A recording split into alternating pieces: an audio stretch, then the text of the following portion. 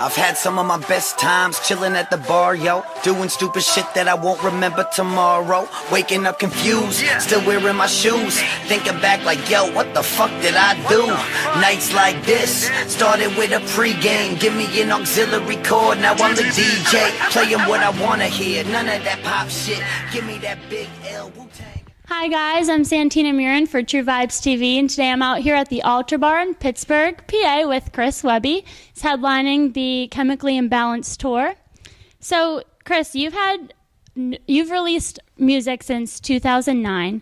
You have multiple mixtapes, 2 EPs, and you just recently released your debut album, Chemically Imbalanced. So how has the response been from the album? I mean, I know it's only been like a month, it's freshly out, but has it got the recognition that you've expected so far? Chemically Imbalanced definitely achieved what I was hoping, for sure. I mean, could it have been bigger? Of course, but it both captured a new audience while at the same time pleasing my longtime fans, who are a pretty fickle bunch. So it definitely served its purpose in that aspect, and I kind of view it as both my 11th project, which is crazy, but at the same time kind of like my first, because it's really that first step into a new realm, if you will, of professionalism as an artist. No more frat house basement mixtapes, and it's been tough doing it indie, so this was it felt good recognition wise, if you will. Yeah, I like that you have the 11th, because you have 8 mixtapes, 2 EPs, and that's a cool way to look at it. But I mean, still, after 2009, this being your debut album, I mean, that still has to feel good, being that much time. Now, the song Superhuman, which I'm a huge fan of, I love that song, from one of your mixtapes, the line that really spoke to me was reading books instead of going out to make friends. That kind of got me wondering, like, how you initially got into rapping and how you knew, rapping was your main passion and your calling. Well, to clarify, I did have friends when I was younger, but I was also a weirdo, and I was an only child, and I feel like, no doubt, so it's just an innate weirdness that we will never be able to escape. We've had to spend way too much time with only adults and way too much alone time. So I feel like that was actually a big part of it. I was big into reading, like I kind of say there. That was one of my means of escape, and it's boring being an only child. If you have siblings, there's always someone to play with. Video games were a big outlet, but video games at that time were so much simpler. It was NES, Super Nintendo, very different ball game than, nowadays. And then and reading, and then writing my own books. And I would write little chapter books. I would draw pictures and do all sorts of creative shit like that. So I feel like being an only child played a huge role in what I'm doing now. And also, like I said, being around adults so much, you just kind of got to go everywhere your parents go to an extent. And I was just talking to so many adults all the time that I feel like my vocabulary picked up much quicker because of that. I mean, I've always had my brain works well with the English language, as I stutter a sentence, of course. But no, that's always been my strong suit. Not so much math and sciences, but yeah. It's exactly. I was a communications major for the brief time I spent at Hofstra, and yeah. So I feel like that played a big role into it, and I just have no problem disconnecting myself from social activities and just being a weirdo by myself and doing creative stuff. I have just as much fun doing that. So. It's actually funny how you mentioned about, with the adults and stuff, because my parents told me that whenever I was a kid, they would take me McDonald's play place, I wouldn't talk to any of the kids. I would want to go home, but take me anywhere with adults and I'll have a conversation with you all day. So I feel you on that. Can you just talk a little bit about the benefits and the negatives to being an independent artist? Yes. Being an independent artist is very difficult. It's made my road to where I am now a lot bumpier than bumpier. That's a word, right? Bumpier. I don't know. I just got off of a 5.5 hour drive. I'm just waking up, so Don't mind my my slowness at the moment, but it was very difficult, and a lot of artists nowadays, they'll say they're indie and have some backroom dealings with various labels, which kind of make me look bad because I actually have been indie this entire time, and everyone's like, "Well, why are they, up there, and Webby's still, doing this, and he's not getting these looks?" And there is a reason behind a lot of that, and me staying independent was my choice. I definitely met with a lot of the label heavyweights, and I'm very anti-corporation, I'm just fuck the man type shit. Like, I don't like to dance to someone else's drum. I do my own thing, and I have no problem making less money and being able to sleep at night. Yeah, I want to be comfortable with my decisions and make the music that I want to make, and that's really just all there is to it. Money doesn't really mean that much to me. Of course, you need it, and I understand that. So that's why you're out here doing all these shows and making all the merch, and of course selling your music at a point. But the money's not the reason why I got into this. So that's why I didn't want to go with the major label. I could have had, probably a nice big old house and pretty fly car. Although I did get a cool car. I got a Camaro. I'm not mad at that. Kind of, yeah. But still a little road to go there. I personally respect independent artists so much more. So what would you say so far? Because obviously this is still the beginning for you. You still have a long way to go. More music to put out, I'm sure. You're not stopping anytime soon. What do you feel has been your biggest accomplishment so far? Biggest accomplishment? I mean, this album probably. That was that's a career-defining moment for sure. Just to be in stores, that is so cool to me. When I went out and bought my first album, off the shelves at, I think, Best Buy, that was or Target. It was Target, I think. And then having the in-store signings at FYE, shout to them because they held me down super hard. But that is crazy because that's when I started listening to hip-hop, I would go out and, buy the actual CDs. It's almost a lost art at this point, but that's what I love doing. So to now know that kids are going and buying my CD from a store, that's just some full circle shit, and it's very cool. All right, so I know that rappers all the time call each other out in their songs. That's, pretty common. There's been talk in the past about, whatever with you and Sammy Adams, okay? So how do artists get past those issues? I mean, do you battle each other out? Who has the best song, who has the best line, whatever? Or is it just kind of a part of the rap game? Because I know that you guys just the other day were tweeting about maybe doing some stuff together. So obviously, if you had beef, it's squashed. But, how do you kind of get past that as artists?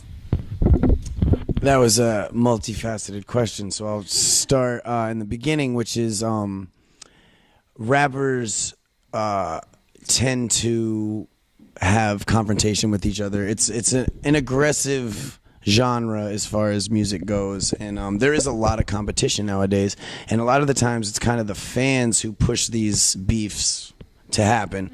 Do people battle it out? No, they never battle it out nowadays. That used to be the way to solve it, but of course, and that's something that, in the right situation might be game for. It's a huge risk, and that's why no one does it anymore, because unfortunately the hip-hop game... Oh yeah, I mean, freestyle, that's something that I've always enjoyed doing, and I think that's how you separate the men from the boys, but unfortunately no one proves that anymore. Hip-hop has gone very soft, in my opinion, but in the specific terms of the Sammy Adams thing, I don't even know where that really generated. We were just two New England white kids around the same age. It just was one of those, there was no specific thing. There was no specific reason. We just, had beef, I suppose. But I ran into him at a bar in Connecticut not too long ago, and it was kind of I was over here, he was over here. Everyone's like, yo, Sammy Adams is here, and I'm sure they were in his ear yo, Chris Webby's here.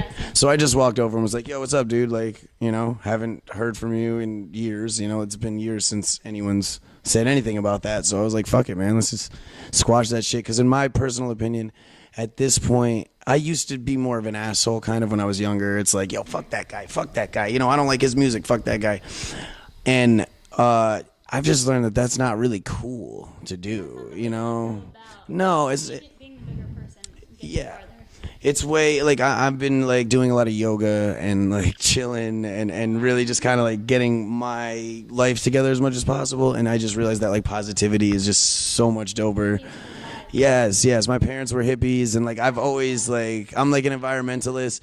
So again, like if someone was to step to me, then this is hip hop and you have to defend yourself. And you know I wouldn't be afraid to do so. But at the same time, I think there's been people in the past where I'm like, yo, I don't like his music. And then I just in my head have said, you know, I don't like him. And then I've met some of these rappers and they were cool as fuck. So it's like, and then I've met some of the rappers that I do really like musically and they were dicks.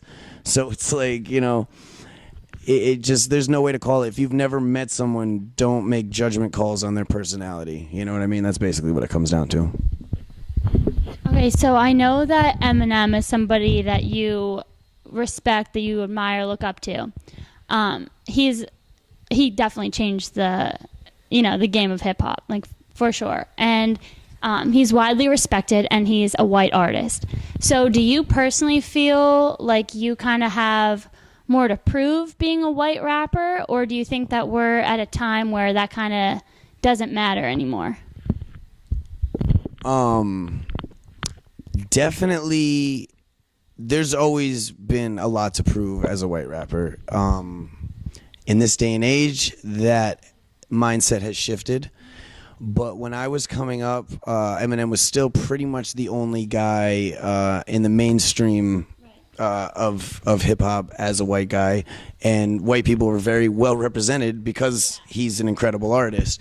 So that kind of gave everyone else the mindset, well, like, yo, you're not Eminem, so fuck you. And it's like, damn, well. And I had a line I remember said, they say he's good, but he's no Slim Shady. Well, how come every black rapper ain't compared to Jay-Z? You know what I mean? So it's like, those are big shoes to fill. You know, Eminem should be in your top 5 regardless of what your opinion is. He's an incredible artist. So, but like I was saying, that mindset has kind of shifted with this dawn of, I would almost say, white rap is becoming its own genre, and I don't know how I feel about that, to be honest with you, because I feel like a lot of these artists are not being checked at the door, if you will, and made sure that they are, you know, the real deal, which I would like to think that I am after all the years of you know. It comes kind of into like a race issue. Why can't I be in the same category as... Of course.